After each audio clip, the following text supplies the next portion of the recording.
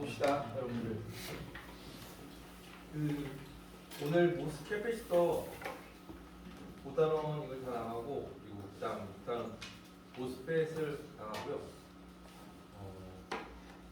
그리고 다음 비대면 영상은 모스펫 끝나지 않을까 싶어요. 그리고 그 다음에 모스펫 응용 그거는 뭐 아주 어렵지 않은 모스펫까지 다 했습니다. 그래서 아마도 대면 수업은 오늘까지로 하고 다음 주랑 그 다음 주는 비대면 수업으로 할 수 있을 것 같아요. 그래서 다다음 주는 그 전에 숙제가 나갈 거예요. 숙제 풀이 영상을 내가 올리도록 할게요. 그리고 기말고사는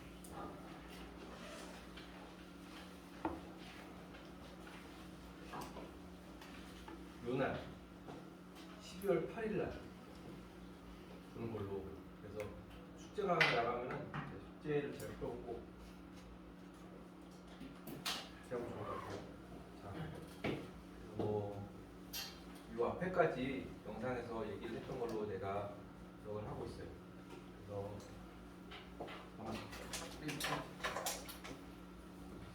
VT라고 해가지고 지금 우리가 여기까지 했던 문턱전압이라고 하는데, 여러분들이 다른 수업에서도 나는 들어봤을 거라고 생각해요. 특히 전자회로 이런 수업을 들으면은 문턱전압이란 게 플러스 0.7V다, 플러스 0.8V다, PMOS면 마이너스 1V다, 마이너스 0.9V다라고 그냥 별거 아닌 것처럼 툭 얘기했던 게 우리가 지난 일주일 넘게 쭉 봤던 긴 내용들이에요. 공핍 지나서 플랫번드, 지나서 반전, 이제 강반전까지 일어나는 이제 파이S 이퀄 2B 하죠. 파이S랑 2B랑 그 같아지는 거기가 이제 반전이라는데, 거기서부터가 이제 문턱전압이다. 자, 문턱전압을 그러니까 P바디, 그러니까 우리가 이걸 N모스라고 하게 됐죠. N모스에서 문턱전압 이상이 지나야지 얘가 우리가 이거를 나중에 우리가 지금 하고 있는 걸 착각하지 마세요. 그림에서 이 페이지에서는 일단 이거 한번 넘어가 그랬잖아요. 여기 넣었고 우린 지금까지 MOS 모스 캐패시터를 지금까지 하고 있는 거예요. 근데 옆에 이런 식으로 N+N+ 영역을 만들어주면요, 이게 소스 드레인이라고 하는 전극 역할을 해서요, 우리가 모스펫이라고 하는 걸 오늘 배울 겁니다. 오늘 배우기 들어갈 거예요. 그런데 얘가 여기서 이제 스트롱 인버전 일어나가지고 반전층을 지나서 여기서 이제 채널이 전자들이 이렇게 보여있으면은 채널이 생기는데, 그 채널이 생기기 시작하면 거기가 이제 문턱전압인데, 문턱전압을 일반적으로 작은 양의 값이 갖도록 지금 만들어요. 문턱전압이 10V다 그러면은 실리콘에서 그럴 일 없거든. 다른 걸로 여러분이 이제 요 원리를 디스플레이 백플레이나 식으로 한다. 근데 뭐 새로운 걸 시도해봤을 때 10V도 나올 수도 있어. 근데 10V가 나온다는 얘기는 뭐냐면, 얘를 내가 스위치나 이런 걸로 동작을 시키려면 최소 게이트에다가 10V 이상을 가해줘야 된다는 그런 얘기가 나와요. 그러면은 가능하면 좀 저전압 구동을 하고 싶은데 고속전압이 10V다 그러면 10V 이하에서는 내가 아직 동작을 안 하고 최소 10V 이상을 걸어줘야 된다는 얘기가 나와요. 그러니까 지금은 마지노선이죠. 근데 고동전압을 낮게 해서 전력 소비를 낮게 하려면 VT는 일반적으로 작은 값이에요. 그럼 무조건 작으면 작을수록 좋나요? 라고 물어볼 수 있어요. 근데 그게 아니에요. 작은 것도 있고요, 큰 것도 있는데 얘는 적절해야 돼요. 적절해야 돼요. 문턱전압은 얘가 어떤 타겟에 맞게, 목적에 맞게 적절해야 돼요. 자, 그렇습니다. 자, 그래서 P형 바디에서는 N모스, 즉 N모스에서는 보통 N 플러스 여기 게이트가 N 플러스 폴리시리콘을 해가지고요, 작은 양의 문턱전압을 받도록 한다라고 했어요. N형 바디에서는 P 플러스 게이트, 그러니까 여기 N 플러스 P 플러스로 바꿔준다. 이게 뭐냐면 폴리실리콘인데 MOS에서 M을 말하는 거예요. E, C, E, V 이렇게 다 표시를 했잖아요. 근데 N 플러스에서 이제 하려면요, 우리가 보통 여기로 지금 해가지고 다 수업 시간에 얘기를 들어가잖아요. 여기가 페르미 에너지 레벨이다 했잖아요. 그런데 P 플러스로 하면요, 이게 여기입니다. 이런 식으로 그런데 얘는 폴리 실리콘을 가지고 내가 이렇게 예를 든 건데 얘를 만약에 다른 식으로 만들려면 여기를 그냥 메탈 그 자체를 그냥 쓸 수도 있어요. 알루미늄을 쓴다 그러면 걔는 이단수가 여기 어디 있는 4.3 일렉트론 볼트. 근데 내가 시험 문제를 만들거나 뭘 했는데 어떤 다른 특수한 목적이 있어가지고 저는 문턱 전압을 조절을 해보려고 일부러 여기다가 이단수가 깊은 거를 엠모스에다가 쓸 수도 있어요. 다른 어떤 목적이 시험 문제를 만들고 그러면 예를 들어서 내가 골드를 썼다. 골드를 골드는 한 5.0, 5.1 거의 거거든. 여기 있는 거야.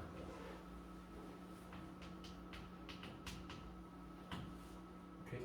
그러면은 그때는 EC, EV 이런 거 그릴 거 없이 메탈에 이런 식으로 위치 하나만 딱 해주면 되는 거죠. 그래서 이제 골드를 그려보고 그려볼 거예요.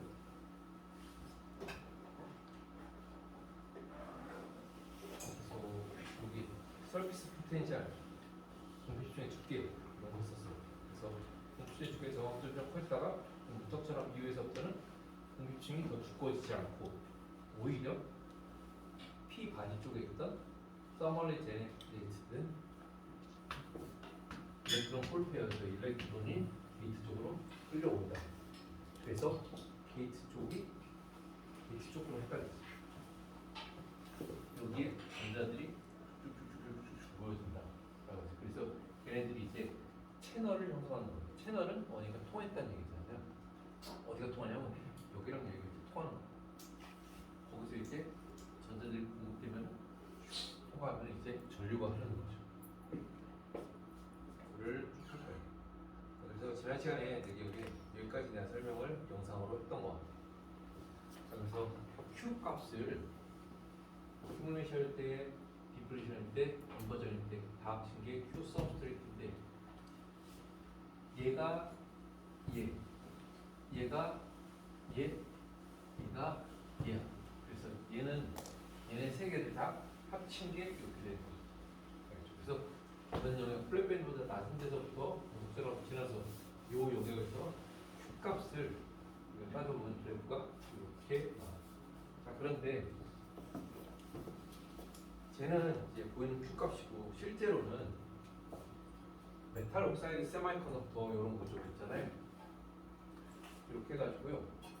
캐패시턴스 볼테지 특성을 그래서 CV 특성은 그냥 CV 특성은 뭐 일하는 사람들 다 알아. 이제 볼테지를 줘서 캐패시턴스의 변화를 보여. 자, 앞에서 Q의 변화가 이렇게 있다고 그랬죠. 근데 우리가 측정을 해서 실제로 보는 거는 Q가 아니라 C에 Q 볼 C V잖아요. 그렇죠? 그럼 뭐 C는 뭐예요? Q분의 V, V분의 Q죠. V분의 Q죠. 그래서 내가 V를 조절해서 게이트에 라운드 조절해서 C 값의 변화를 보는 거죠. 알겠죠? 자, 봅시다. 그래서 게이트 이쪽에다가 DC 전압을 주고요. DC 전압을 주고요. 여기다가요 AC 전압을 줘요. 근데 AC 전압 사인 웨이버가 들어간다는 얘기는 여기에는 필연적으로 몇 헤르츠로 주냐 이런 주파수가 들어가는 거죠. 예를 들어 10헤르츠다, 1kHz다, 1MHz다. 여기 얼마나 빨리 진동을 하냐 무슨 얘기가 있잖아요. 그럼 뭐냐면은 DC 신호랑 AC 신호를 중첩을 해서 전압을 흔들어줘요. 그럼 그때 Q 값이 있겠죠. 얘를 흔들어줘서 이거의 변화를 보는 거예요. 그러면 이거가 나오는데 그러면 이건 QV 그래프에서 얘는 뭐냐면 기울기예요. 기울기. 맞죠? 기울기, 미분 값이. 뭐냐면은 내가 저 모스 캐패시터 구조에서 캐패시터에서 이제 게이트 쪽에다가 전압을 주어지는데 숫자 범위는 그냥 뭐 내가 그냥 지금 여러분들 이해 쉽게 10에서 5에서 마이너스 5에서 5V를 준다 그래요. 10V지. 10V. 근데 내가 여기 스텝을 100개로 100포인트로 나눠간다 그래요. 그럼 10V니까 0.1씩 끊어서 5까지 오는 거지. 마이너스 5에서 맞지? 0.1이 10번이면 1이고 1이 10번이면 10이니까. 그래서 마이너스 5V를 주고 또 마이너스 4.9V를 주고 마이너스 4.8V를 주고 해가지고 4.8, 4.9, 5.0까지 오는데 뭐냐면은 딱 요 DC 전압을 이걸 주고요. 마이너스 5를 주고 거기에다가 이제 AC 전압을 중첩을 시켜요. 예를 들어서 진폭 10mm, 50mm짜리를 1kHz로 이렇게 DC 주고 거기서 해요. 그러면은 뭐냐면은 VG 예를 들어서 얘가 마이너스 5V라고 해요. 여기에서 이렇게 흔드는 거예요. 그러면 기울기 나오지. 그렇지, 기울기 나오지. 여기에서 이거에 대한 이거 하면 이게 기울기 나오는 거죠. 한 포인트 찍어. 또 마이너스 4.5에서 해놓고 흔들어. 그러면 또 기울기 나오죠. 포인트 나오죠. 포인트 여기 위치별로 C 값이 나오는 거죠. 이해돼? 이게 안 되면은 솔직히 지금 마스크 이렇게 냈다 어려워. 한 명. 자, 내가 CV 특성을 재려고 해요. 그 목적은 뭐냐면 C 값을 알려고 하는 거예요. 근데 우리는 이제까지 게이트 볼테이지에 따른 각 영역 구역별로의 Q 값을 구했어요. 그런데 Q 이꼴 CV잖아. C 이꼴 V분의 Q잖아. 그래서 V가 변수고 Q가 결과인 그래프에서 dV분의 dQ 하면 뭐야? 그거는 기울기죠, 기울기. 그래서 여기서 각 영역에서의 기울기 값인 C를 구하는 거예요. 여기서부터 여기까지 C 값을 구하려고 그래요. 자, 그러면은 C 값을 어떻게 구하냐면은 DC 플러스 AC 신호를 같이 주는데 DC 신호 예를 들어서 마이너스 5에서 5라고 해서 마이너스 5에서 마이너스 5V를 주고 있는 상태에서 AC 신호를요 진폭 몇십 밀리볼트짜리를 이렇게 줘요. 그러면 순간 거기 이제 그 포인트가 흔들리는 거지. 흔들리면 거기에서 기울기 값이 나와. 기울기라고 하는 거는 마이너스 5에서 이렇게 흔드는 게 아니야. 미세한 변화 D 미분값이 요만한 흔드는 거야. 그러면 이제 C 값이 나오는 거야. 오케이? 됐어. 그래서 이제 캡 값을 줘. 자, 그 다음에 마이너스 4.5에서 또 흔들어. 마이너스 4.8 흔들어 해가지고 내가 원하는 그 범위를 수입 SWEP 해. 그러면 이제 그 영역 마이너스 5에서 플러스 5V에서의 C 값이 나오는 거죠. 맞죠? 얘도 말 못하고. 그래서 그래프에서는 여기서부터 여기까지는 기울기를 일정하죠. 다. 여기서부터 여기까지 기울기가 일정하죠. 자, 그래서 막대기가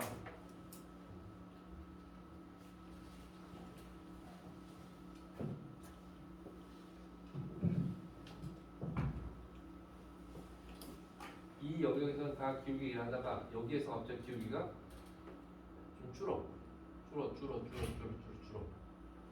그러다가 딱 최소가 되고 다시 또 기울기가 돼요. 그거를 C값을 안 되면 다가 줄어다가 최소점을 지나서 다시 이렇게 됩니다. 실제는 해보면은 저렇게까지는 안 나오고 아이디어는 지금 이렇게 나오잖아요. 근데 실제로 해보면은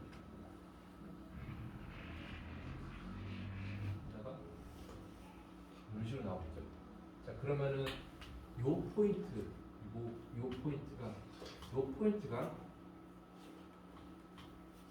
플랫밴드 볼티지고요. 이 플랫밴드 볼티지를 계산으로 또 구할 수 있잖아요. VG-VS로 볼 수 있는데 실험에서 이렇게 구할 수 있어요. 자, 여기는 분석자가 VT가 되는 거죠. 그렇게 구할 거나.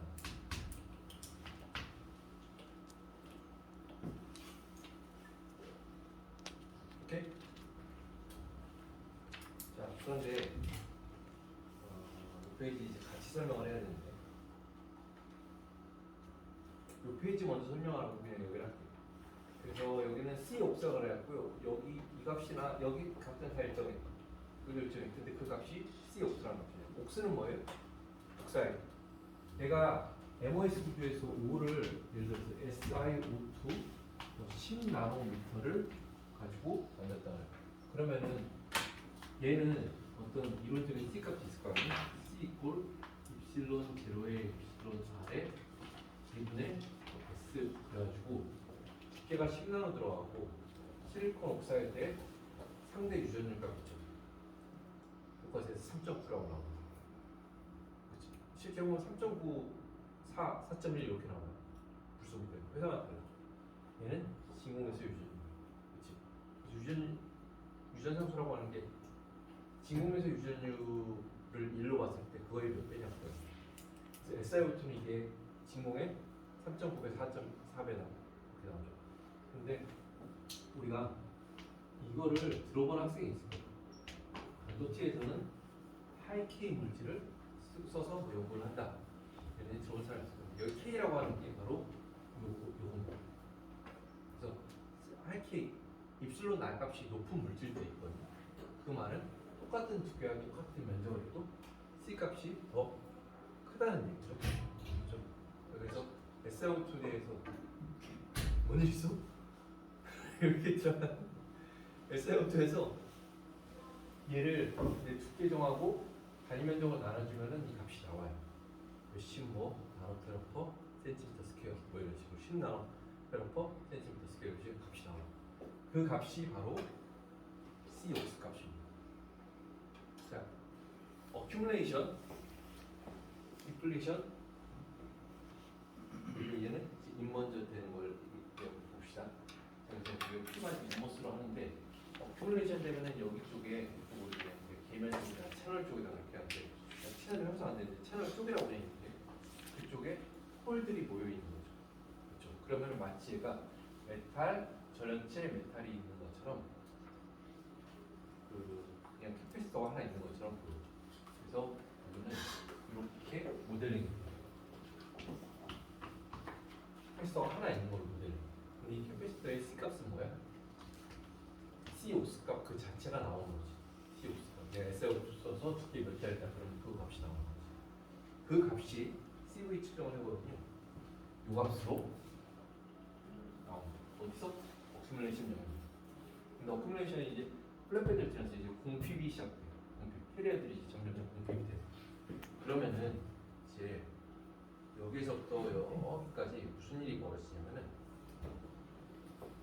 공핍이 됐어요. 그러면 여기서 얘네들이 있었던 게 점점 없어지는 거잖아. 그럼 여기가 공핍층이 되면 캐리어들이 점점 없어지니까 부도체에 점점 가까워지는 거예요. 마치 절연층이 되는 거거든요. 절연층이 되면은 여기 위에 옥사이드 절연층이 있고 여기 밑에는 캐리어가 없는 실리콘 절연층이 또 하나 있는 것처럼 모델링이 돼요. 그리고 그 밑에는 평균적으로 얘보다는 전도성이 있으니까 도선, 캐패시터 도선에서 캐패시터가 두 개가 직렬로 연결된 걸로 모델링이 돼요. 그렇죠? 여러분들 캐패시터가 요거는 기억이 일반 물리에서 알 거야. 저항이 두 개 있다 그러면 그 토탈 등가 저항은 그냥 합치면 되는 거죠. 캐패시터는 아니야. 얘는 토탈 저항은요 C1분의 1 더하기 C2분의 1로 됩니다. 그렇죠. 그래서 얘는 역수치했으니까 C는 합분의 곱 이렇게 나오고요. 얘가 주는 의미는 뭐냐면요. 예를 들어서 얘가 단위는 나노 몇 페러 퍼 센티미터 스퀘어야. 예를 들어서 단위 빼버리고 얘는 10이었어. 얘는 20이었어. 그러면 C 값은 계산을 해보지 않아도 둘 중에 작은 거보다 무조건 작아요. 10이었어, 20이었어. 그럼 얘는 무조건 10보다는 작아. 10을 넘지 못하니까 둘 중에 작은 거보다 작아. 10이었고 1000이었어요. 그럼 1000이면 큰데 와 어떤 물질 쓴가 그래도 작은 거보다 작아. 치면은 얘는 10보다는 작아. 둘 중에 작은 거보다 작아. 그래서 얘를 우리가 COX라고 하고요. 이 밑에는 C 보이니? DEP라고 있어. 그런데 이 COX는 정해진 지금 값이죠. 그 두께가 변해? 아니. C 뎁은 값이 변합니다. 왜 변하냐면은 W 뎁이 공평력에서 점점 넓어지죠. 문덕자랑 두꺼워서 넓어지죠. 그렇게 되면은 여기에서 다시 그냥 좀 써볼까? 지워.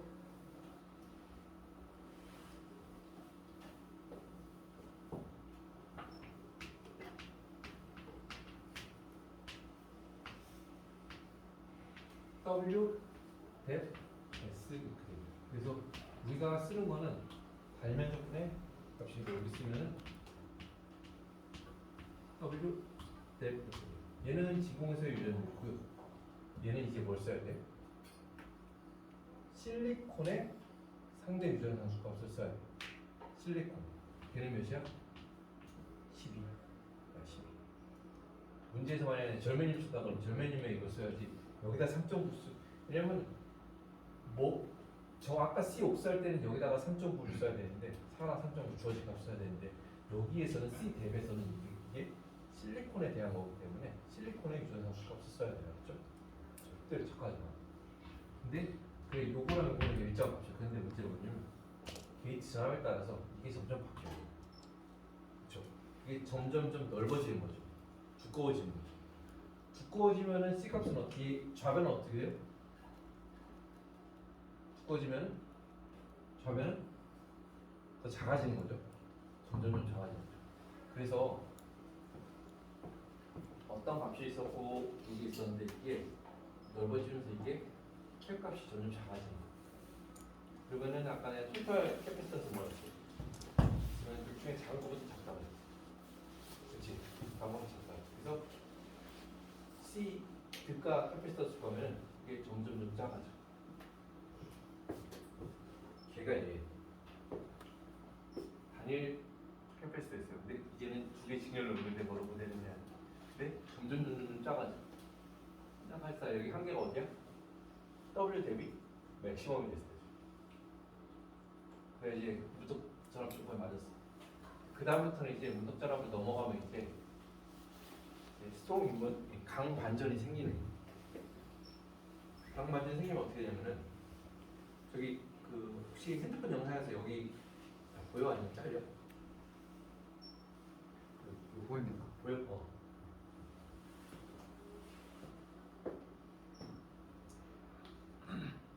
뒤에 보이지? 보이지? 여기 오는데 이제는 여기 전자들이 보이죠. 플러스를 점점 더 게이트에다 전해주면 이제 여기 있던 전자들이 여기로 모인다고 그랬죠.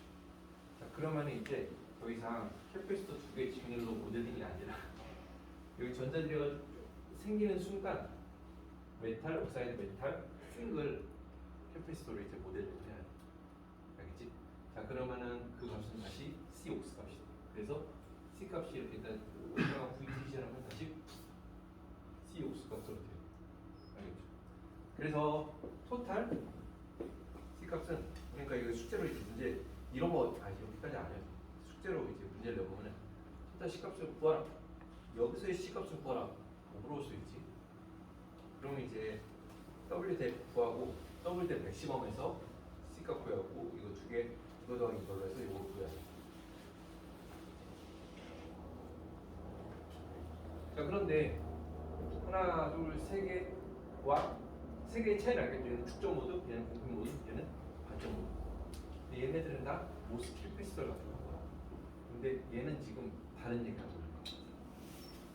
여기까지 하고 보시면 얘는 여기다가만 그려도 되고요. 여기 이쪽에 우리가 여기에 모스펫 구조처럼 여기에 N 플러스 전압 공급 층이 있습니다. 그래서 얘가 캡을 그렇게 재는 게 아니라 이제 여기 연결해가지고 재면 뭐 어떻게 되냐면은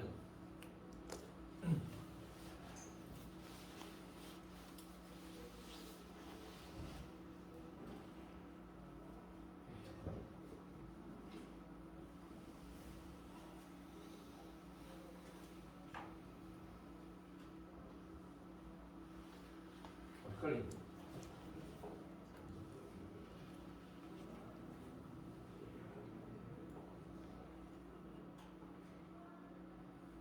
이거는 좀 이따가 다른 그림 보면 같이 설명을 할게요. 이거는 지금 다른 거예요. 여기 전화하고 층이 지금 끼어 있는 거야. 그렇지? 자, 그래서 이 앞에 세 개를 모스 캐페이스터, 얘를 그냥 모스 트랜지스터라고 하면은 모스 캐페이스터에서 우리가 만약에 고주파 아까 DC 플러스 AC를 중첩해서 줘가지고 캐패시턴스를 잰다 그랬죠. 그런데 거기서 AC 신호가 들어가면 필연적으로 주파수가 몇인가 얘기해야 되거든요. 근데 주파수가 DC에 거의 가까운 뭐 1Hz, 5Hz다. 그래봐. 그런 건 이제 로우 프리퀀시거든. 저주파.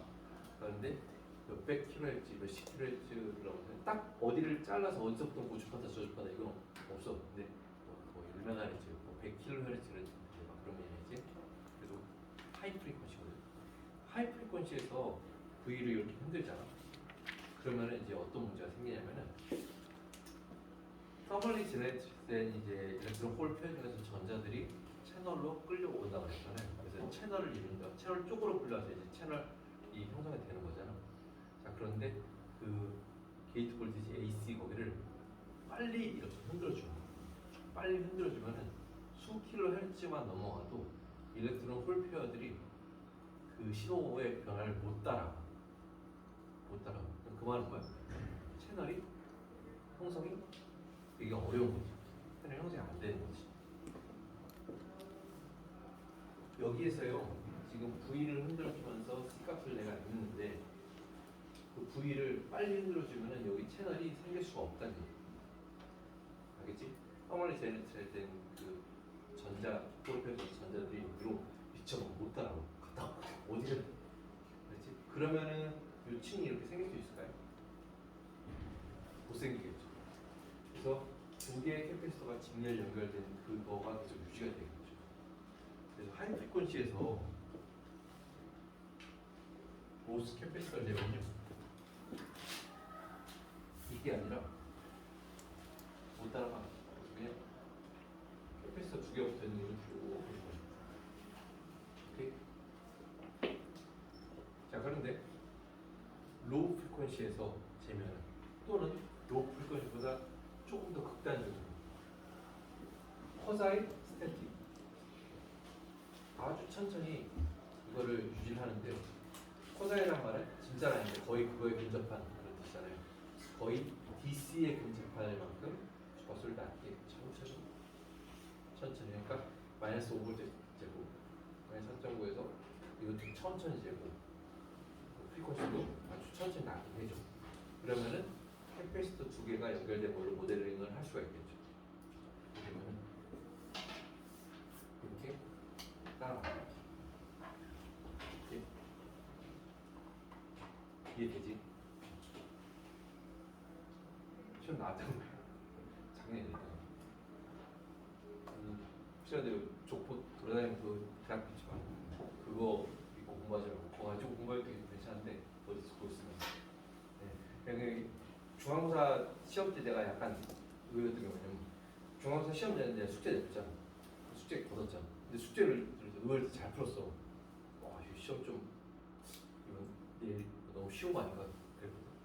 의외로 숙제는 잘 풀었는데 숙제에 기대했던 것만큼 시험 점수 좀 낮았을 거예요. 의외인 거지. 근데 이번 그것도 혹시 작년 족보가 있으면은 여러분 보시면 여기 처음에 족보를 그냥 시험 문제 숙제로 내줄 수가 있어요. 다 공평하고. 자, 그런데 예를 들어서 그럼 모스 캐패시터 구조가 아니라 앞에서 얘기했던 것처럼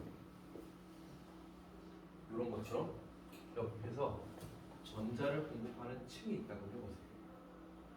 그러면은 여기 반전을 지나서 이제 문턱자락을 지나면은 얘가 전자가 여기서 공급이 되고 그러고 여기서 오게 일로 게이트점에 따라서 전자가 공급이 되고 자식할 게 없이 옆에 이게 붙어 있잖아.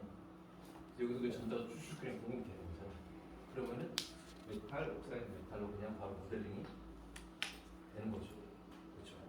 자, 그렇게 되면은 하이 프리퀀시에서 내가 이걸 측정을 해도 고주파에서 측정을 해도 이게 없으면은 고주파에서는 측정 이게 따라갈 수가 없으니까 캐패시터 두 개가 연결된 걸로 그냥 모델링을 해야 되는데 옆에 이런 층이 있으면은 그러니까 두 개가 다 있다고 생각해요. 그러면 모스펫 구조가 아니라 소스 드레인은 모스 트랜지스터 구조라고 보면 되죠. 모스 트랜지스터 구조로 이거 CV를 측정을 하면은 하이 프리퀀시에서 고주파에서 측정을 하더라도 따라가고 전자가 따라가고 자식할 게 없이 옆에서 이제 공급이 되버리잖아. 그러니까 두 층이 아니라 한 층으로 고주파에서 측정을 해도 한 층으로 우리가 할 수가 있는 거예요. 모델링을 할 수 있는 거예요. 그게 이해입니다. 임의 주파수 IT.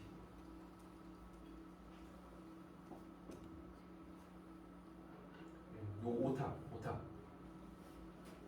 임의의 주파수에서 모스 캐패시터 SCV는 좀 전에 얘기한 것처럼 요걸로 돼요. 또는 저주파에서 캐패시터 하면은 충분히 따라가니까 요걸로 돼요. 또는 더 천천히 측정, 포자이스테틱에서 하는 건 요걸로 따라. 자, 임의의 주파수라고 하는 건 고주파도 또 하는 거죠.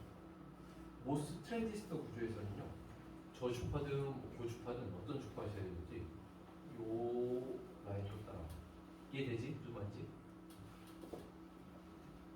여기 오타 받거나 모스 트랜지스터라고 써라.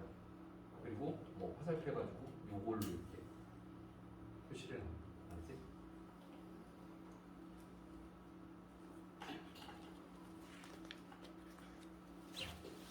준정적이라고 얘기했던 퍼자이스테틱 시리즈 특성은 아주 느리게 데이터를 인가해서 측정을 하는 걸 말해요.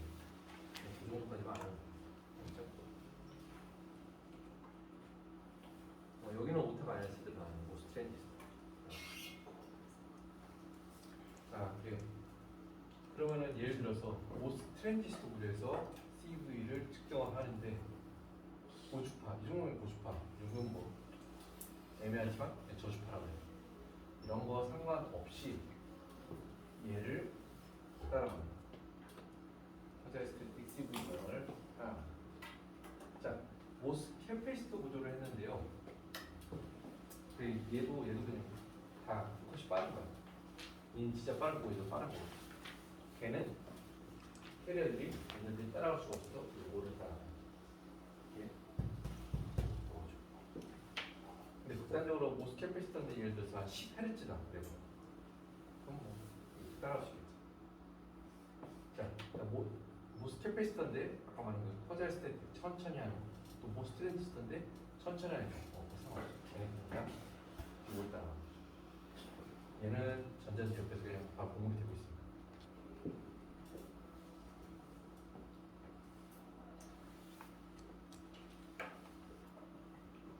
자, 서피스 포텐셜이 있는데 앞에 했던 거 요약이에요. 요약. 걔가 멀크에서의 포텐셜의 2배가 되는 그 조건을 파이 x equal 2파이 b라고 하는 걸 우리가 원턱절합 조건이다 라고 했어요. 그렇죠? 이게 파이 b가 0.45인 거고 정해진 건 아니에요. 도피한 걸 얼마큼 도피했냐에 따라서 값이 달라지는 거죠. 그래서 멀크에서의 포텐셜 값은 KT 나누면 일렉트론 볼트 나누기 쿨롬, 그러면 여기 몇 볼트가 나오는 거죠. 로그 NI의 N섭은 P타입 기판으로 했으면 거기 P타입 10에 17승이다, 16승이다. 도핑값 있잖아요. 5에 따라서 정해주죠.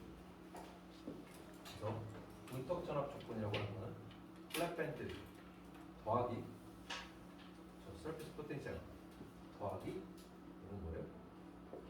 옥사이드가 휘어지는 정도.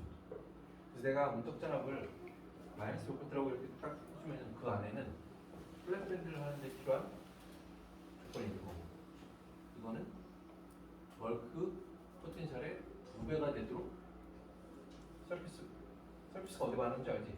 MOS에서 S에서 옥사이드 쪽에 있는 그쪽을 서피스라고 하고, 요 나머지를 멀크 쪽이라고 한다고. 멀크 쪽에서의 멀크 쪽에서의 일렉트릭 포텐셜의 2배가 되는 조건, 플러스 마이너스 옥사이드 이런 식으로. 그래서 문턱 전압이라고 하는 거 안에는 이 세 개가 다 들어있어요. 옥사이드를 휘는데 필요한 전압도 필요하고, 밴드를 툭빼타게 하는 것도 필요하고, 사회컨덕터 실리콘 쪽에 서비스를 휘게 하는 것도 필요해요. 자, 그런데 여기서 하나 빠진 게 있는데, 요거는 이제 이번 시간에 못할 것 같은데 뒤에 나오고 하나 둘 셋 했는데, 여기에는 우리가 어떤 과정이 들어가냐면 어떤 계면 쪽이나 이런 쪽에서 플러스나 마이너스 그런 트랩들이 없다는 가정하에, 근데 그런 게 있으면은 여기에 항이 더 하나 생기는 거죠. 플러스 뭐 디펙트가 있고 마이너스 디펙트가 있고 그래서 항이 생기는 거예요. 그러면 이제 문턱전압도 받게 됩니다. 사실은 전자회로나 이런 과목에서는 문턱전압이 몇 볼트라고 띡 말했는데 그거는 이제 여러 개 연결돼서 어떤 기능을 나타내고 그게 아니라 본 과목은 일단 기본적으로는 디바이스 하나를 보고 있는 거예요. 하나? 그 하나 안에서는 이걸 자세히 보는데 거기 안에서는 이 문턱전압이 되게 좀 중요해요. 소자에서 뭐 특성이 바뀌었다, 뭔가 망가졌다, 더 좋아졌다 그런 거 할 때 문턱전압이 거의 대부분 변해. 맞지? 그래서 그리고 우리가 지금까지 했던 거는 다 P 타입 실리콘 바디를 가지고 한 N모스예요. N모스는 이 부분이 플러스고요. P모스는 이 부분이 마이너스입니다. 앞장으로 다시 쭉 가봅시다. 그래서 수업 시간에 설명할 때는 내 기억 이걸 하지 마죠.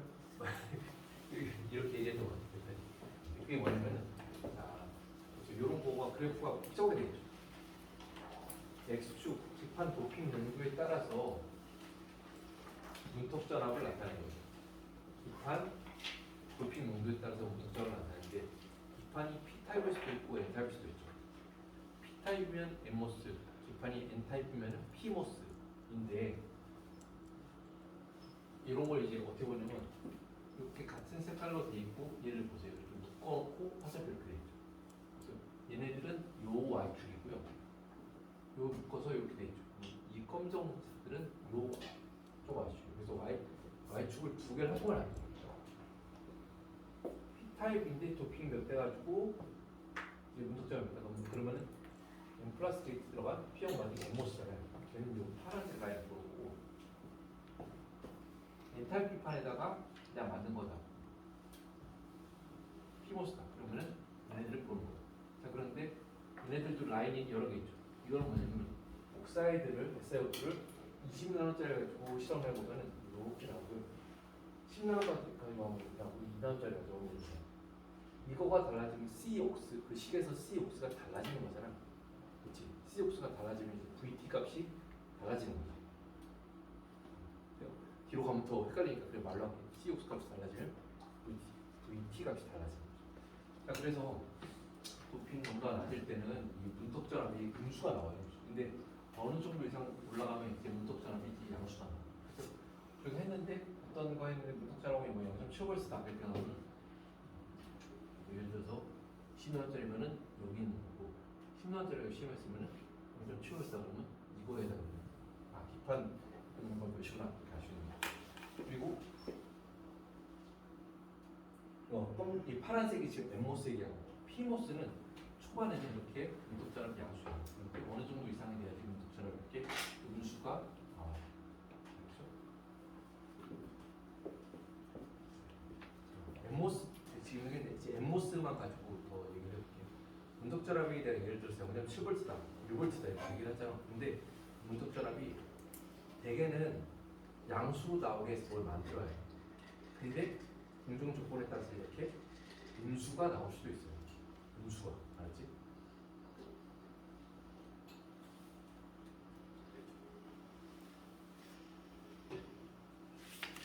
그래서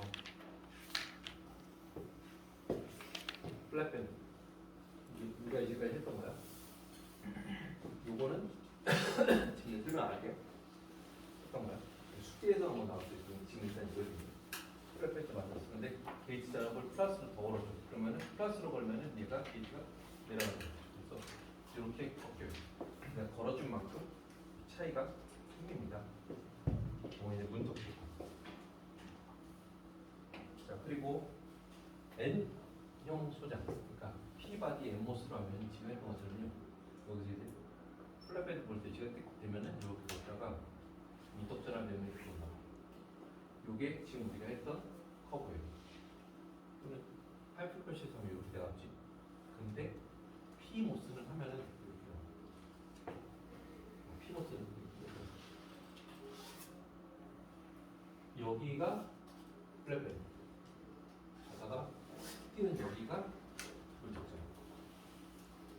순수해요. VFB. VFB. 여기 좀 봐요. 여기 적당히 봐. 이것도 접선해야 되는 그냥 여기서 갑자기 뛰는데 그냥 보통 거기 그냥 봐. 이게 딱 직각이 안 나오거든. 이렇게 하는 거야. 적당히 읽으면 돼. 자, 그리고 속초에는 설명하지 않겠지만 파이프컷에서는요, 파이프컷 될수록 이게 단일 옥사이드로 모델링을 한다 그랬는데 실제로는 그렇게 안 되고 좀 밑으로 쭉 내려가요. 평평하지가 않고 약간 게이트가 나와서 점점 약간 밑으로 내려. 왜 그런지는 그냥 한번 정성적으로 한번 생각을 해보세요. 자, 그래서 지금 요거는 해야 되나? 이게 아까 말한 예를 들어서 옥사이드와 세마이컨덕터가 아닌데 옥사이드의 퀄리티에 따라서 얘들은 옥사이드 여기 불순물일 수도 있고요, 아니면 그 안에 제대로 결합이 되지 않은 브로큰 본드 이런 걸 수도 있죠. 그런 거에 따라서 이 안에 플러스나 마이너스, 특별히 이 계면 쪽에 이렇게 차지들이 존재할 수가 있습니다. 그렇게 되면은 이 안에 여러분들 이거는 그냥 우리가 수업 시간에 배웠던 아이디어란 옥사이드가 깨끗한 줄 알고 실제로 만들면 이렇게 플러스나 마이너스 되거든. 주로 플러스가 많은데 얘가 있으면요 벌써 답이 나왔는데 밴드가 이렇게 밑으로 꺾여요. 그러니까 이쪽에 일종의 플러스 정합이 가 있는 상태에 있다는 거죠. 플러스랑 가지면 밑으로 내려가죠. 이렇게 밑으로 꺾여있지. 이런 게 있으면은 분석 전압이 바뀌겠죠. 그래서 요거는 이렇게 뭐 불순물이야. 옛날 소듐 사람 땀이나 그런 거에 대해 나트륨은 영어로 나트륨은 안 그래. 소듐이라 그래. 소듐 컨테미네이션 또는 어떤 결함 같은 거 있다 이렇게 얘기했습니다. 그래서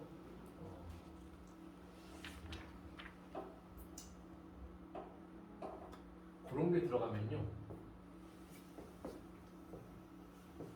플랫밴드가 아까 더 휘었잖아요. 그래서 걔를 평평하게 해주려면 플랫밴드 볼테이지가 옛날 값이 아니라 더 들어가요. 그런 항목이 들어갑니다. COx분의 QOX가 뭐냐면 인터페이스 차지 스텝 같은 거예요. 이거는 말로 그냥 거보다 나중에 좀 설명을 하게 할 거예요. 알겠죠?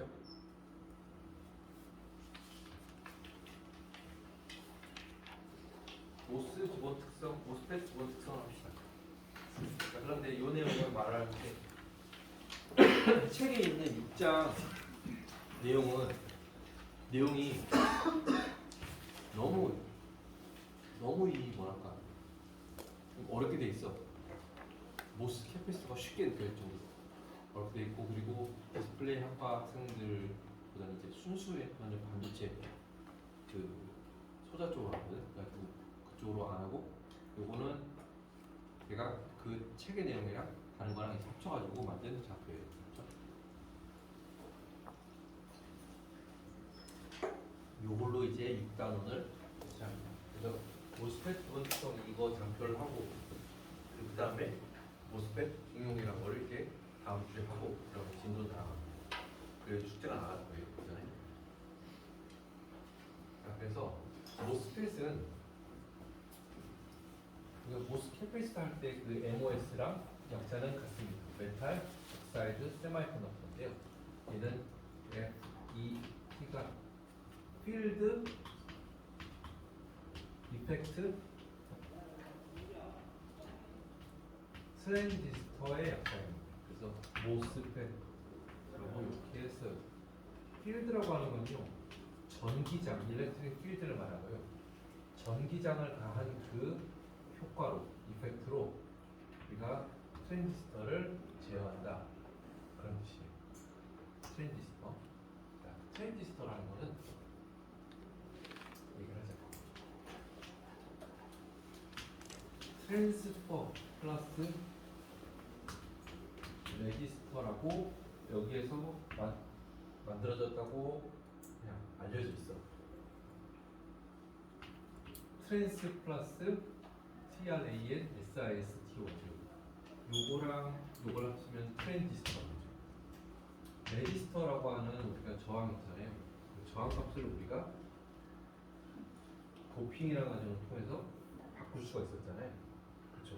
그런데 기판 도핑에서 기판 사용하고 있는데 임플란테이션 때리는 거 아니잖아요. 사용하는 도중에 그 거기 도핑된 정도를 어떻게 바꾸냐면은 그거를 바꾸는 방식이 일렉트릭 필드를 줘가지고 바꾸는 거예요. 이게 뭐에 해당되냐면요. 게이트 작업을 바꿈으로써 우리가 채널 거기를 공급시킬 수도 있고 축적시킬 수도 있고 반전시킬 수도 있잖아요. 그 부분에 채널 그 영역의 전기 전도를 우리가 바꾸는 거죠. 그걸 어떻게 바꿔요? N요. 시그마는 NQ V였다가 U였다가 NQ U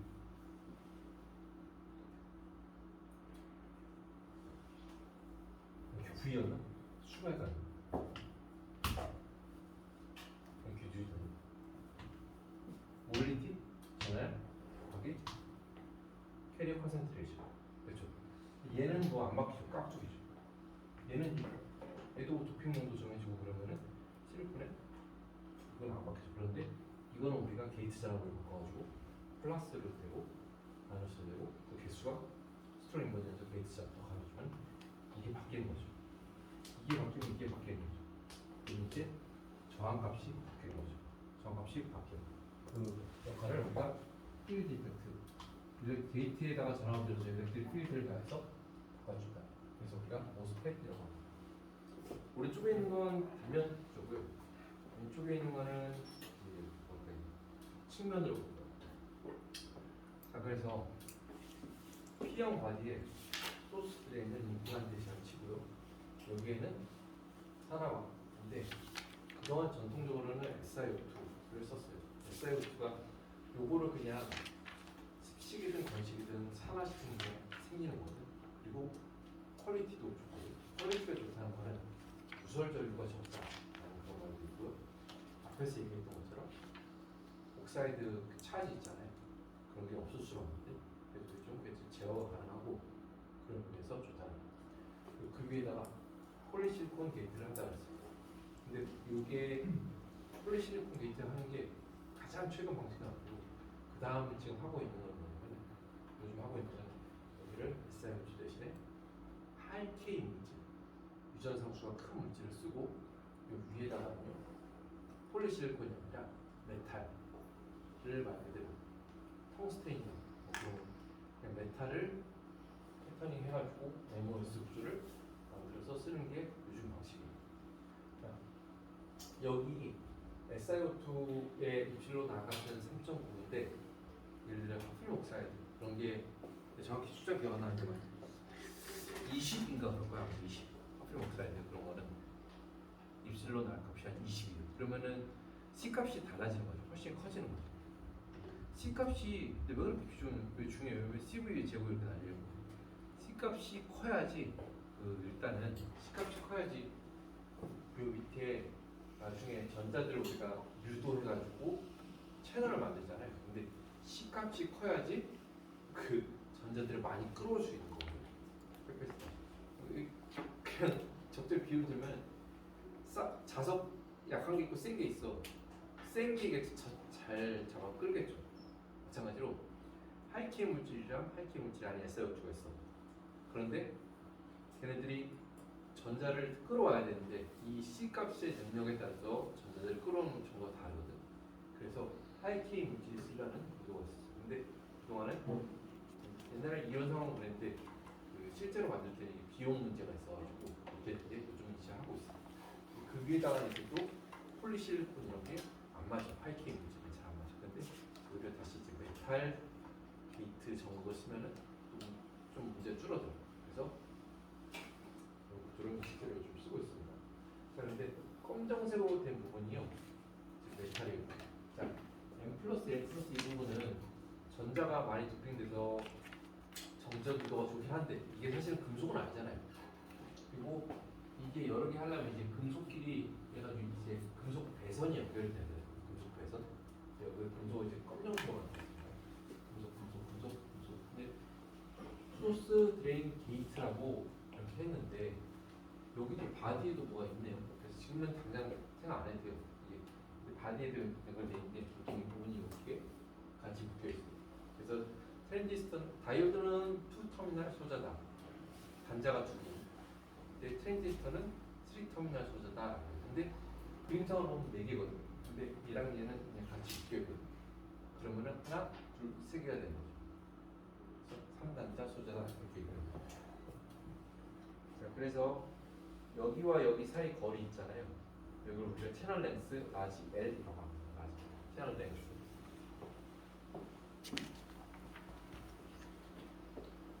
그래서 몇 달 전에 삼성에서 TSMC를 따라잡으러 우리 신 제품 무기다 해가지고 이렇게 나왔는데 그때 우리가 채널 렌스가 3나노짜리를 만들었다. 3나노. 근데 그거는 여러분들이 메모리 소자가 있고 비메모리 소자가 있잖아요.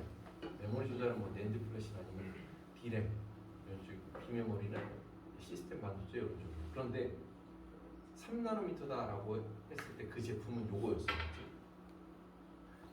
D램은 요거는 제품 안에다가 트랜지스터를 많이 갖다가 집어넣는 게 목적이거든. 그런데 여기를 무작정 줄일 수 있는 게 아니에요.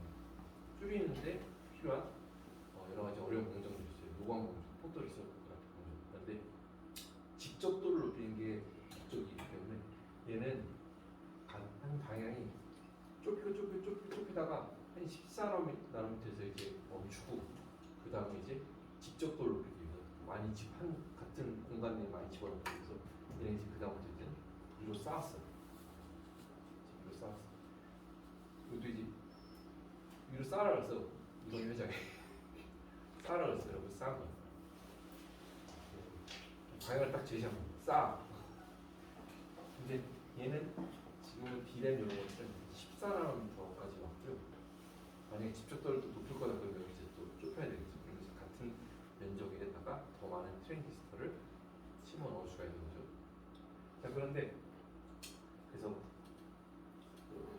시스템 반도체 이런 쪽이 이제 3나노미터까지 왔고 기술이 D램 그러니까 메모리 반도체는 비메모리 3나노까지 왔고 메모리는 14나노까지 왔어요. 자, 그렇습니다. 그렇게 하고 여기서 봤을 때 여기가 채널 렌스 L이고요. 이거 A인 거거든요. 이제 측면을 봤을 때 여기 있잖아요. 여기를 폭 채널 렌스 채널 폭이라고 해요. 폭은 위스죠. WIDPH. 위스도 중요합니다. 채널 위스도. 자, 그래서 얘기했던 대로 트랜지스터는 트랜스퍼 플러스 레지스터의 약점. 비율을 하자면은 이런 댐이 있습니다. 댐. 자, 그런데 요 위에 있는 물은 여기 있는 물보다 위치 에너지가 높은 거죠. 그렇죠? 그래서 여기 있는 물은 들어 내려올라고 그러는데 예를 들어 수분이 막혀 있어요. 막혀 있으면 물 못 내려오는 거죠. 그래서 이쪽은 물 방울 하나하나를 그냥 우리가 전자라고 비유를 해보면은 이 페이지 그냥 비유를 하려고 그렇게 한 거예요. 전자들이 이렇게 있는데요. 소스 쪽에 있는데 얘가 채널을 통과해서 드레인 쪽으로 와요. 소스는 말 그대로 어떤 거의 근원 그런 뜻이고 드레인은 배수구, 하수구 그런 뜻이고 전자들이 소스에서 나와서 드레인으로 빠져. 그러면 이제 거의 연결된 데가 우리가 채널이라고 하는데 채널이 우리가 만약에 플랫밴드 벨트나 아니면 공필명이 있다 게이트처럼 그러면은 채널이 아직 형성 안 되는 거잖아. 그게 마치 문이 닫혀 있는 거랑 같은 비유를 할 수 있어. 그런데 우리가 문턱 전압을 지났다. 그러면 이제 게이트 여기 문이 이 정도면 열리는 거지. 문턱 전압을 지나서 더 이제 강반전 전압을 더 플러스 1.1, 2.2, 2.3 이렇게 해준다 그러면 이제 문이 정도면 열리는 거지. 그러면서 이제 물들이 쑥 내려오는 거죠. 이거랑 이게 위치 위치해야지 포텐셜 차이가 있는 거야. 그래서 댐의 수분을 조절함으로써 항유에서 하류로 흐르는 물량을 조절한다. 이거 할 수 있고요. 그 말을 이제 바꿔하면 게이트를 전압을 조절함으로써 채널에 흐르는 양을 조절해서 신호를 우리가 조절한다. 라고 말하는 전류 신호인데 거기다 저항 달면 이제 전압 신호가 나오는 거잖아. 자, 그래서 보통은 이렇게 했는데 앞에서 좀 이렇게 어렵게 그리지 않고 모스펫 가면도 이런 식으로 가는 거예요. 불, P 서브스트레이트라고 합시다. 불, 그리고 옥사이드 있고요. 폴리 실리콘이든 메탈이든 이렇게 있어. M5 이렇게 합시다. 자, 그러면은 여러분들이 피치를 했는지 모르겠는데 우리가 모스캡 할 때는요 여기만 가지고 했던 거예요. 이 부분만 가지고. 알겠지? 근데 지금 모스펫 할 때는요 요거까지 다 고려를 해줘야 돼. 자, 그래서 모스캡 할 때 우리가 게이트에 전압을 줘서 뭐 밴드가 아래쪽으로 그리고 위쪽으로 했죠. 그거는요 여기서부터 여기까지 그래서 NOS를 밴드를 그렸던 거예요. 오케이? 여기를 쭉 잘라서 갔던 거예요. 근데 지금은 이렇게도 모를 수 있죠. 여기서부터 해가지고 여기를 이렇게 X축을 했을 때 이거에 대해서 멸평형 상태. 평형 상태라는 거는 내가 외부에서 전기 전압을 가해주지 않았다. 게이트 전압을 뭐 안 가해준다 이런 얘기예요. 멸평형 상태에서의 밴드 구조를 그려봤는데 이렇게 그려봐라. 그러면은 빨간색 보여요 이거? 잘 보여? 그러면은 여기를 이제 x 이퀄 제로로 잡아서 x축을 쭉쭉 되면 이렇게 하면은 얘랑 얘는 n 뿔 영역이에요. 여기 플러스 헤비 도핑 문제. 얘는 뭐예요? p 영역이에요. p. 그래서 아직 하나, 둘, 세 군데가 있는데 아직 접합은 시키지 말아봅시다. 그런데 열평 상태라고 했으니까 접합시켜야겠다. 요거죠. 이거는 일정해야 되죠. 수면 높이가 다른 거 세 개 물을 이제 합치면 수면이 다 같아지는 것처럼 일정해지죠. 그래서 이걸 평평을 했어요. 그래서 여기를 앰플, 여기를 뭐 채널이라고, 채널 위치라고 했어요. 채널 위치. 그리고 오른쪽 앰플 이렇게 그려보면은 여기는 앰플은 이거죠.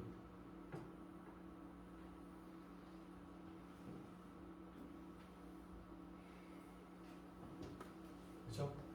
EF가 E3에 거의 가까워. 거의 가깝게 그린 거라는 거. 자, 가운데는 뭐예요? P타입이죠. P타입. 채널 위치는 P타입이죠. P타입이면 페르메는 레벨이 EV에 가깝죠. 그래서 근데 P풀은 아니에요. P니까 뭐 이 정도 들어볼까요?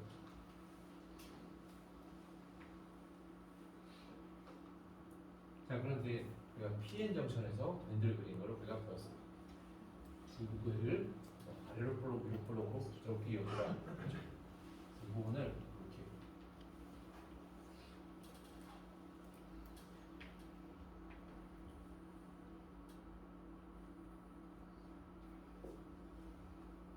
이렇게 이어주면은 이렇게 해가지고 그에 대해서 에너지 평형 밴드를 그려보죠. 그렇죠? 다 그랬어? 지운다. 지운다.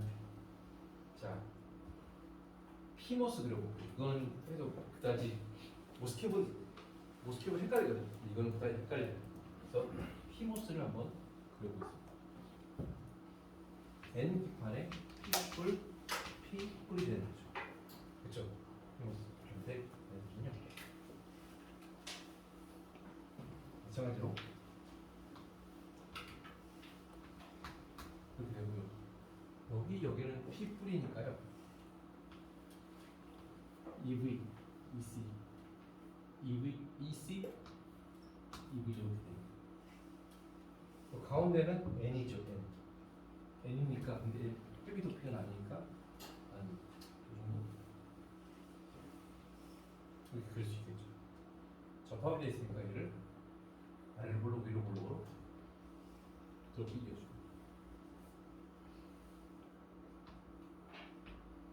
이렇게 하고 EF, EC, EV 이렇게 하면은 얘는 N 모스의 열평형 상태에서의 에너지 밴드 구조를 그린 거죠. 그래서 여기다가 people N, people 이렇게 써주면 이해가 되겠죠. 오케이? 이해되지?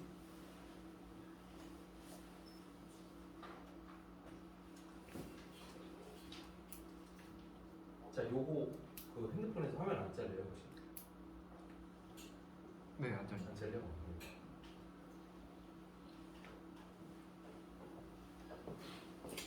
이 트전압에 의한 전기 효과를 이용해서 완전선 하량 전기전도 드레인 전류를 같은 얘기 조절하는 원리이다. N 채널 P형 기판을 하는 N 채널 FET, N 모스, N 채널 FET 같은 말입니다. 얘는 드레인 전류 형성하는 채널의 전하가 음의 전하. 음의 전하는 뭐야? 전자가 여기 채널을 형성하는 거야. 반면에 P 모스, P 채널 FET는요. 드레인 전류 형성한 여기에 홀이 모여 있어가지고 채널 형성해서 열과 흐르는 거예요. 그렇죠? 얘는 전자, 얘는 홀이 모여서 채널 형성한다.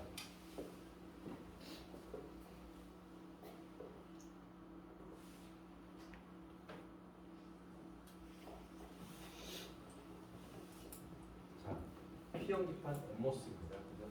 여기 소스 드레인에 해당하는군요.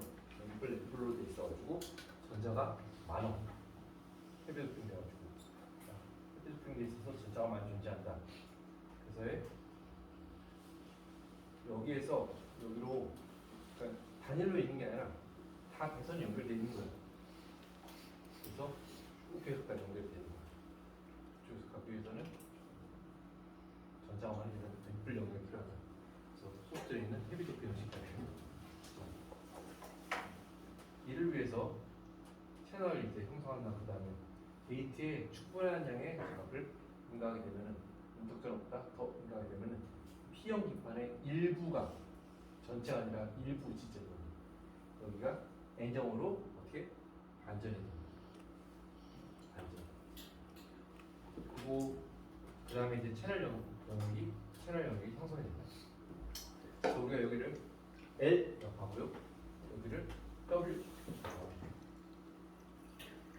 채널 영역에서 살아가게 만들어준 그 위에 게이트가 형성된다. 폴리시 보스거나 아니면 메탈스거나 산화막이 전원체 역할함으로 중요해. 게이트 전류는 거의 흐르지 않습니다. 핵심은 뭐냐면은 얘가 모스펫 구조를 했을 때요. 전자가 엠모스일 경우 전자가 여기에서 여기로만 통과해요. 흔히 착각할 수가 있거든요. 전자가 왜 일로는 안 가나요? 필드가 좀 형성되고 여기로 안 가고 여기로만 가나요? 여기로는 안 가나요? 여기는 아이디어라기는 없이 여기는 절연층이거든. 그래서 IG 또는 IG 이렇게 쓰는데 이거는 0 암페어가 나와야 돼요. 아이디어가. 근데 실제로 0 암페어라는 건 없죠. 잘 만들어가지고 막 11 마이너스 11승 암페어 그럴 수 있죠. 근데 채널에 나중에 11 마이너스 3승 암페어, 11 마이너스 4승 암페어, 2승 암페어가 흐르면은 그쪽으로는 11 마이너스 3승 암페어가 흘러. 소스 램프 게이트 쪽으로는 그만큼 흘러. 그러면은 우리가 원하는 이런 모델링을 하는데 얘는 무시하고 들어갈 수 있겠죠. 근데 실제로 짧게 만들고 하다 보면 이게 좀 문제가 돼요. 유설절도 있어. 그러면서 좀 달라집니다. 전압 표시와 기호. VGS라고 하는 거는 소스와 게이트 사이의 전위 차이를 말하는 거예요. 그 말은 전압이죠. 자, 그러면 게이트에서의 전위값이 있을 거고 소스에서의 전이값이 있을 거예요. 그걸 VG-VS를 VGS라고 봅시다. VDS는요, 드레인에서의 전이값 빼기 소스에서의 전이값이에요. 그런데 우리가 이 과목은 여기 하나의 소자 하나만 보는 거예요. 소스를 편의상 다 0V 그라운드를 잡았다고 해보세요. 그럼 000이죠. 그러니까 VG-0이니까 그냥 VGS는 VC라고 쓴다는 얘기는 VS가 0V라는 얘기예요. 근데 여러분들 알아야 돼요. 만약 VS 쪽에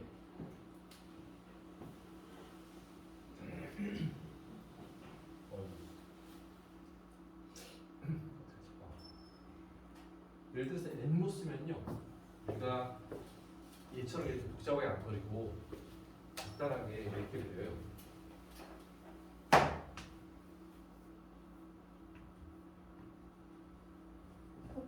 쌀표가 있는 데가 소스고요, 여기가 드레인, 그리고 이쪽 게이트고요, 여기를 간격을 띄어요. 옥사이드가 있다는 얘기예요. 자, 그렇게 하는데 만약에 내가 회로해서 여기에 저항이 있어, 그리고 여기가 0V예요. 그러면은 VS라고 하는 건 여기에서의 전이값이거든. 그럼 여기가 0V니까 여기는 0V는 아니거든. 이게 저항이 있으니까 여기 예를 들어 5V가 나왔다. 5V 있고 여기 0V는 이거는 5V와 0V, 5V와 0 사이의 어떤 값이야. 그러니까 0V가 아니지. 그럴 경우에는 VG VS 해가지고 VGS 이렇게 표시해줘야 되는데, 만약에 내가 그래 여기 그러면은 이거는 이거랑 같은 말이죠. 표기를 이렇게 하는 거야. 자, VDS 특별히 나중에 볼 표현은 VGD. 이런 VG VD. 알지? 게이트와 드레인 사이에 걸린 전압을 얘기합니다. 그럼 편의상 거의 대부분 소스 쪽은 0으로 하는 경우가 많습니다. 자, 그래서 N모스는요 이렇게 표시를 하고요, P모스는 이렇게 표시해요. 그래서 바디, 아까 지금 시작하자마자 했던 그 바디 바이러스 있잖아요. 온조가 되는 거, 온체조가 되는 거, 그거는 바디 바이러스가 걸렸으면요 이렇게 표시를 하고요, N모스는 들어가는 걸 표시하고 P모스는 이렇게 나가는 걸 표시해요. 그게 없으면 그냥 이렇게 표시해요. P모스는 화살표가 안으로 있어요. 그래서 화살표의 방향이 모스펫에서의 전류의 방향입니다. 그러니까 전류가 여기에서 이렇게 흐르는 거예요. P모스는 전류가 이렇게 흐르는 거예요. 알죠? 요걸 많이 쓰고요. 또는 요것도 많이 씁니다. 여기에는 화살표가 없죠. 화살표가 없는데 여기에 옥사이드 위에 동그라미 표시가 있어요. 동그라미 표시가 있으면은 P모스, 동그라미 표시가 없으면은 N모스.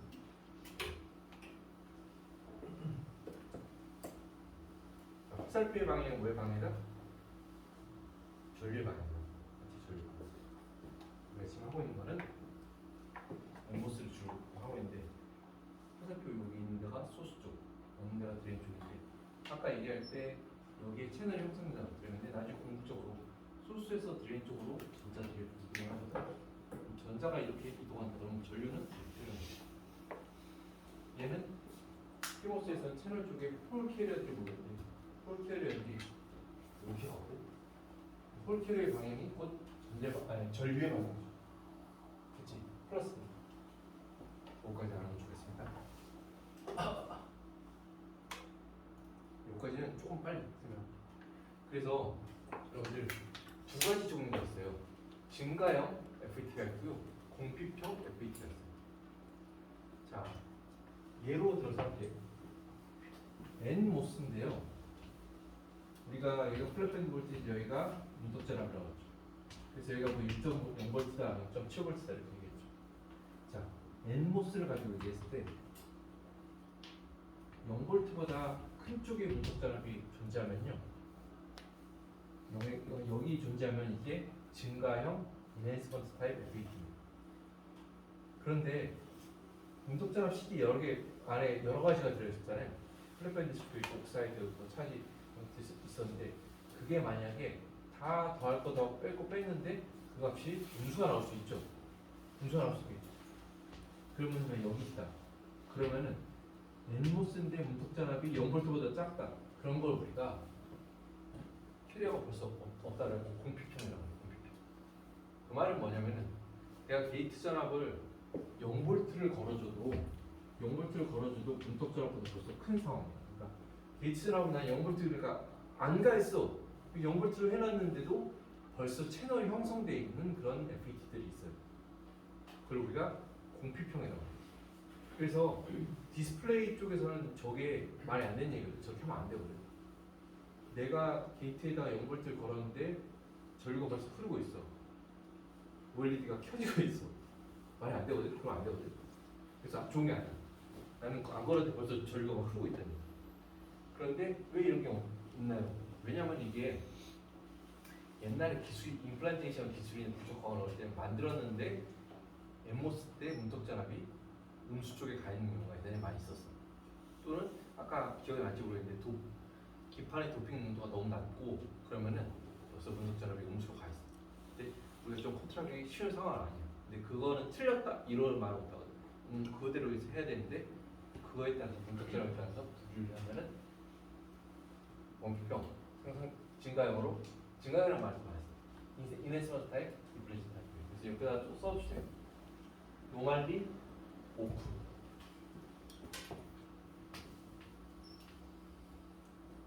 노말리 오프. 일반적으로 딱 꺼져 있다는 거지. 반면에 위에 거는 노말리 온. 벌써 켜져 있다는 거지. 알지? 그래서 이 페이지부터는 좀 다시 좀 설명해야 될 것 같아요. 근데 이 페이지에서 지금 얘기한 거 지금 엠모스가 막 설명을 하는데 여기서 다 나와 있어요. 엠모스에 대해서 공식, 피모스에 대해서 공식, 엠모스에 대해서 인핸스, 피모스에 대해서 다 나와 있거든. 근데 하나, 둘, 셋, 넷 중에 틀린 게 하나 있어. 부등호가 찾아봐. 집에 한번 설명 해보세요. 그래서 오늘은 좀 여기까지 하고 할까요? 그럼 대면서 오늘 거의 마지막에 공부를 안 해. 즐거워. 자, 여기까지 하겠습니다. 수고했습니다.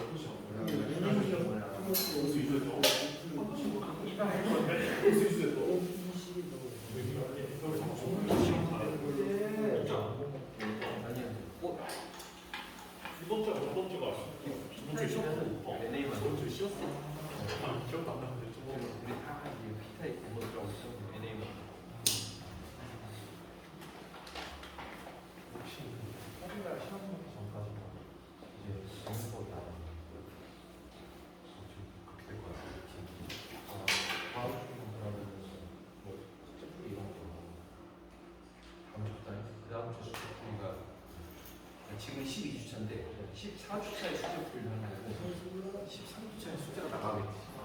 그 전에 숙제 나가겠지.